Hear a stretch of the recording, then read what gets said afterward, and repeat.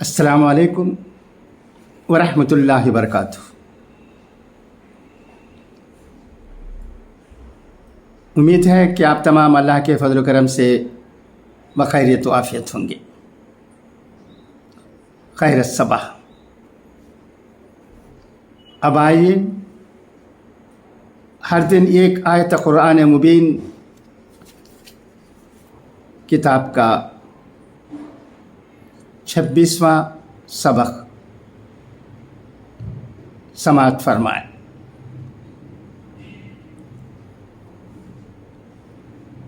قرآن اور ہماری ذمہ داری۔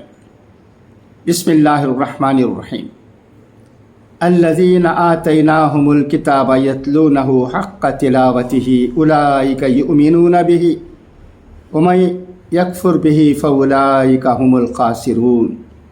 ترجمہ: جن لوگوں کو ہم نے کتاب دی جب کہ وہ اس کی تلاوت اس طرح کرتے ہوں جیسا کہ اس کی تلاوت کا حق ہے، تو وہ لوگ ہی در حقیقت اس پر ایمان رکھنے والے ہیں، اور جو اس کا انکار کرتے ہوں تو ایسے لوگ ہی نقصان اٹھانے والے ہیں۔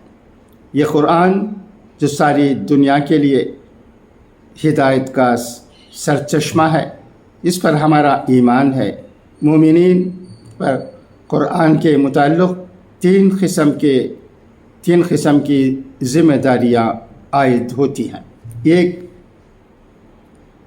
جس طرح حضرت جبرائیل علیہ السلام نے نبی کریم صلی اللہ علیہ وسلم کو پڑھ کر سنایا، اور آپ صلی اللہ علیہ وسلم جس طرح سینہ بسینہ ہم تک پہنچا، اسی طرح پڑھنا چاہیے۔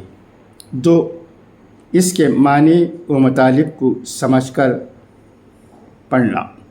تین، اس کے حکم کے مطابق عمل کرنا، یعنی جس کو کرنے کا حکم ہے اسے کرنا، اور جس سے رکنے کا حکم ہے اس سے رک جانا۔ ان تینوں ذمہ داریوں کو پورا کرنے والا ہی حقیقت میں مومن کہلا سکتا ہے۔ بہت کم لوگ ان تینوں باتوں پر عمل کرنے والے ہوتے ہیں۔ پہلی چیز، قرآن کو صحیح ادائیگی، مخرج کے ساتھ پڑھنا۔ ادا کرنے میں فرق آئے تو بعض جگہ معنی بدل جاتا ہے، بجائے ثواب کے گناہ ہونے کا امکان ہے۔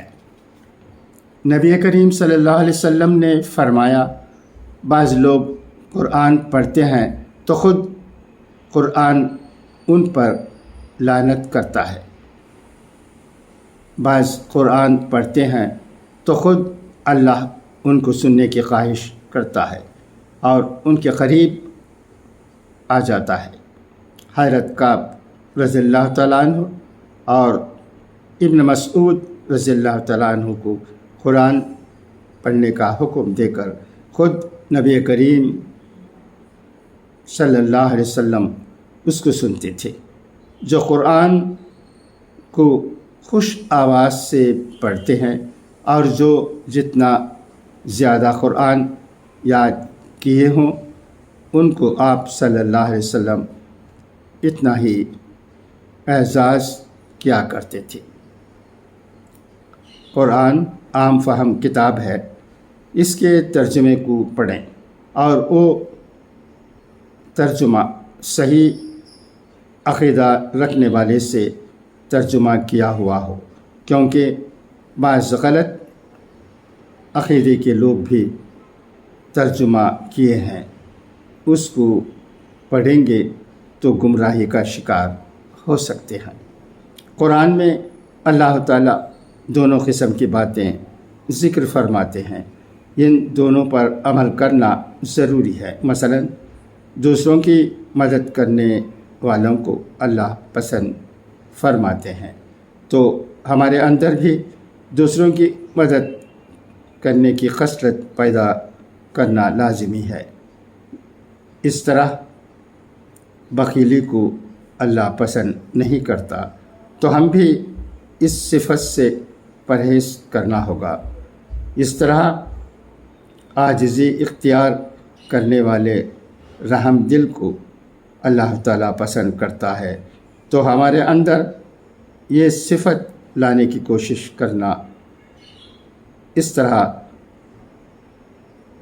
اسراف کرنے والے، خود کی تعریف کرنے والے ظالموں کو اللہ تعالیٰ ناپسند کرتا ہے، تو ہمیں بھی اس سے دور رہنا ضروری ہے۔ اللہ ہمیں نیک توفیق نصیب فرمائے، آمین۔ امید ہے کہ یہ سبق آپ کو پسند آیا ہوگا۔ گزارش ہے کہ زیادہ سے زیادہ لوگوں میں اسے فارورڈ کریں۔ اچھا، تو اب اجازت، انشاءاللہ پھر ملاقات ہوگی۔ خدا حافظ، فی امان اللہ۔